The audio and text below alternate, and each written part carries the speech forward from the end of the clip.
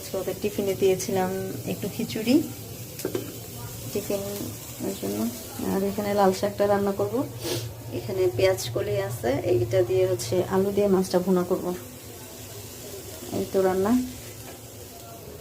হাসান, তুমি স্কুল থেকে এসেছো? তাই তোমার স্কুলে ভালো লেগেছে? ভালো লাগে? মিস তোমাকে আদর করে? তাই? আর এখানে ঘরটর গুছানোই ছিল। এখানে বড় ছেলে খাচ্ছে।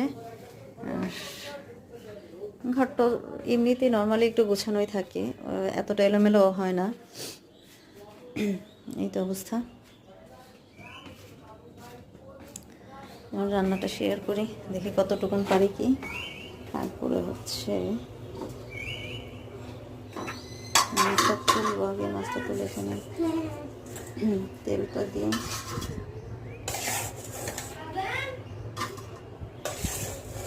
এখানে প্রচণ্ড রোদ আসে, রোদের কারণে ভিডিওটা ঠিকঠাকভাবে হয় না, কেমন একটা কালার চলে আসে। এখানে পশ্চিমে রান্নাঘর, এই জন্য রোদটা প্রচণ্ড পরিমাণে আসে।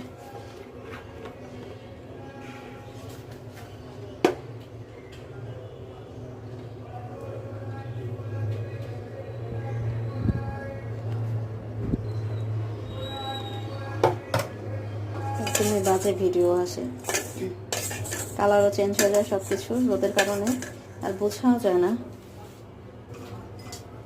তেলটা এটা দিয়ে দিব, মাছের তেলটা শাকের মধ্যে দিয়ে দিব, মাছের তো ঘ্রাণ আসবে।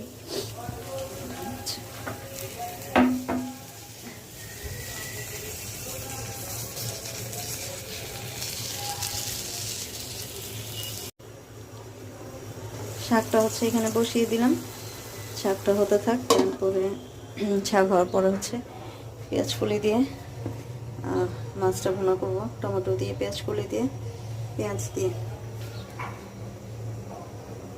আর যে মাছ ওদেরকে ভাজা মাছটা দিয়ে দিয়েছি, বাচ্চারা ভাজা মাছটা খেতেই পছন্দ করে। তরকারি যে এখানে এতটুকু আছে ওর বাবার জন্য।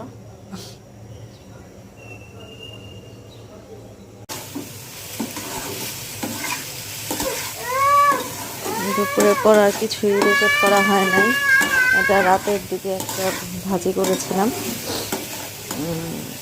এটা সম্ভবত আলু আর হচ্ছে ফুলকপির ভাজি ধনেপাতা দিয়ে করেছিলাম। এই তো